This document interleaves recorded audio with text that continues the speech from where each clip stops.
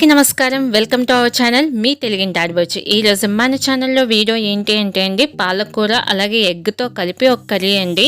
Present ఇప్పుడు మనం ఉన్న ఈ కరోనా సిచ్యువేషన్లో మనం ఆరోగ్యంగా ఉండడానికి కావాల్సిన విటమిన్ సి, ఏ, కే అలాగే ఫోలిక్ యాసిడ్ ఇంకా ప్రోటీన్స్ అన్నీ కూడా ఈ కర్రీ ద్వారా మనకి బాగా అందుతాయండి.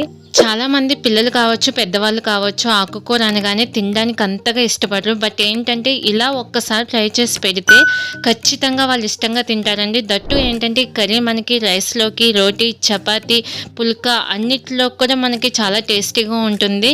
పిల్లలు అయితే మాత్రం చాలా బాగా లైక్ చేస్తారండి. పాలకూర తినకుండా పిల్లలు ఉంటే కనుక ఖచ్చితంగా వాళ్ళకి ఒక్కసారి ఇలా ట్రై చేసి పెట్టండి, వాళ్ళు ఇష్టంగా తింటారు. అసలు కూరలో మనకి ఎక్కడా కూడా అంటే పాలకూర టేస్ట్ అనేది తెలియకుండా ఇంకా మంచి టేస్ట్ తోటి కర్రీ ఉంటుంది. సో ఈ పాలకూర ఎగ్ మసాలా కర్రీ అండి. ఈ కర్రీ కోసం ఫస్ట్ అయితే మనం ఒక ప్యాన్ తీసుకొని, అంటే ఇది మొత్తం కూడా మ్యాక్సిమం మీడియం ఫ్లేమ్ కానీ లో ఫ్లేమ్లో కానీ పెట్టుకుని చేయాలి.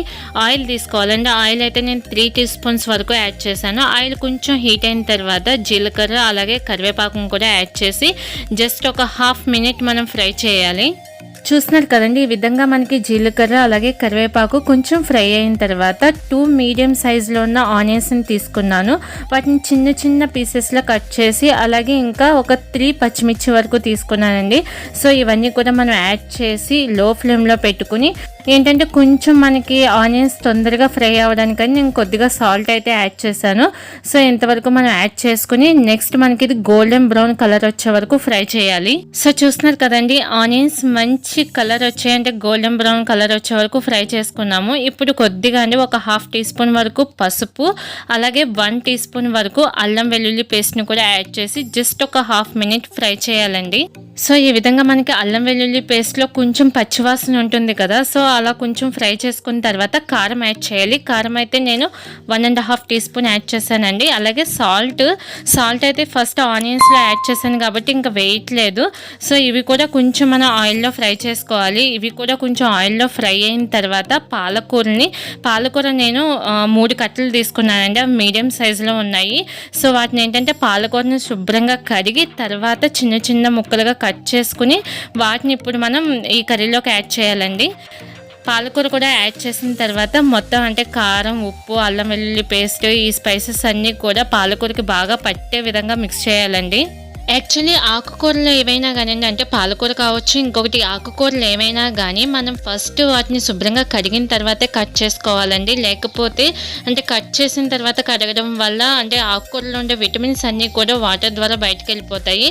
సో అందుకని ముందు మనం శుభ్రంగా కడిగి తర్వాత కట్ చేసుకుని కూరల్లోకి మనం వాడాలండి. సో చూస్తున్నారు కదండి, పాలకూర అయితే ఆల్మోస్ట్ మగ్గిపోయింది. ఇప్పుడు మనం వీడియోలో చూపిస్తున్నట్టుగా అంటే మొత్తం కూర అంతా కూడా ఒక సైడ్కి ఇలా అనడం వల్ల మనకి ఆయిల్ అనేది మధ్యలోకి వస్తుంది. అప్పుడు మనం ఎగ్ని కూడా యాడ్ చేయాలండి. 3 మీడియం సైజులో ఉన్న పాలకూర కట్టలు తీసుకున్నాను కదండి, దానికి నేను ఏంటంటే 4 ఎగ్స్ వరకు తీసుకున్నాను. ఆల్మోస్ట్ ఈ కర్రీ అయితే 4 మెంబర్స్కి సరిపోతుందండి. అంటే ఈ క్వాంటిటీలో ఇలా చేస్తే కరెక్ట్గా ఒక 4 మెంబర్స్ వరకు సరిపోతుంది. ఎగ్స్ని యాడ్ చేసిన తర్వాత వెంటనే కదిపేయకూడదండి. కొంచెం ఒక హాఫ్ మినిట్ అలా ఉంచిన తర్వాత స్లోగా ఇలా చేయడం వల్ల మనకి ఏంటంటే ఎగ్ మరీ ఎక్కువ స్మాష్ అయిపోయినట్టు కాకుండా కొంచెం పెద్ద పెద్ద పీసెస్లా కనిపిస్తుంది. అదేంటంటే పిల్లలు కూడా ఏదో కొంచెం వెరైటీ కర్రీ ఏమో అన్నట్టు వాళ్ళు కూడా తినడానికి ఇష్టపడతారు. నెక్స్ట్ మనకి అది ఒక చికెన్ కర్రీ అన్నట్టుగా కనిపిస్తుందండి.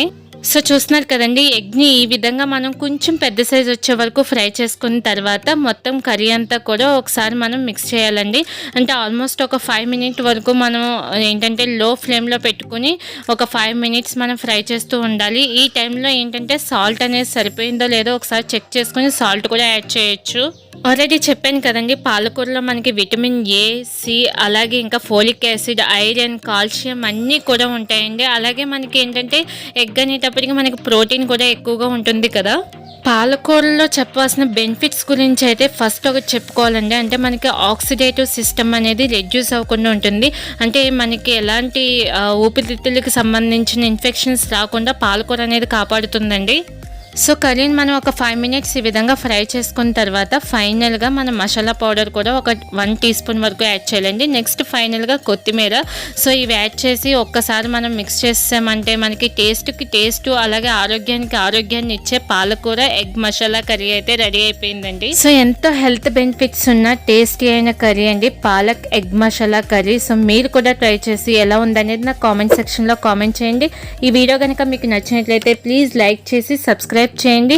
అలాగే మీ ఫ్రెండ్స్ అండ్ ఫ్యామిలీ మెంబర్స్కి కూడా షేర్ చేయండి.